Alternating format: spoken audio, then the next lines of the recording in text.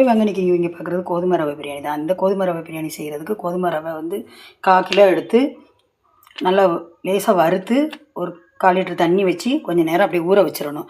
இதுக்கு 1/4 kilo chicken எடுத்து நல்லா கழுவிட்டு அது கூட சேர்ந்து ஒரு ஸ்பூன் வத்தல் பொடி, 1 ஸ்பூன் தயிர், 1 ஸ்பூன் இஞ்சி பூண்டு பேஸ்ட்டு, தேவையான அளவு உப்பு போட்டு ஒரு 1/2 மணி நேரம் சிக்கனை அப்படியே ஊற வச்சுட்டு அதுக்கப்புறம் 2 ஊறிட்டு இருக்கட்டும். அதுக்கப்புறம் நம்ம குக்கரை வச்சு அதில் வந்து 4 ஸ்பூன் தேங்காய் எண்ணெய் ஊற்றிருக்கிறேன். ஒரு 2 ஸ்பூன் நெய் ஊற்றி நல்லா காஞ்ச உடனே அதில் பட்டை, கிராம்பு, ஏலக்காய் எல்லாம் வதக்கிட்டு அப்புறம் பாருங்கள் ஒரு பல்லாரி நல்லா நீல வாக்கில் கட் பண்ணியிருக்கேன்.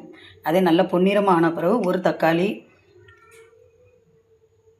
கொஞ்சம் இஞ்சி பேஸ்ட்டு கொஞ்சம் போட்டிருக்கிறேன். ஏற்கனவே சிக்கன்லேயும் போட்டிருக்கறனால கொஞ்சம் புதினா, மல்லி, ரம்ப இலை போட்டு நல்லா வதக்கிட்டு அது நல்லா பச்சை வாசனை போகுதுண்டி வதக்கின பிறகு நம்ம சிக்கனை விரவி வச்சுருக்கோமோ அந்த சிக்கனையும் தட்டி நல்லா இந்த பச்சை வாசனை போகுதுண்டி நல்லா சிக்கன் கொஞ்சம் ஒரு 15 நிமிஷம் அந்த எண்ணெயிலே வேகாத மாதிரி கொஞ்சம் தண்ணி தெளித்து வேக விட்டால் போதும். அதுக்கப்புறம் நம்ம 1/4 கிலோ எடுத்துருக்கோமா அதுக்கு வந்து ஒரு 150 தண்ணி வச்சா போதும். வச்சு நம்ம ஊற வச்சுருக்கிற ஏற்கனவே அது நல்லா ஊறி நல்லா வெந்து தான் இருந்துச்சு. அதையும் போட்டு நல்லா இந்த பாருங்கள் குக்கரில் வந்து கிளறி எடுத்து வச்சுட்டேன். பாருங்கள் சுவையான கோதுமை ரவா பிரியாணி ரெடி.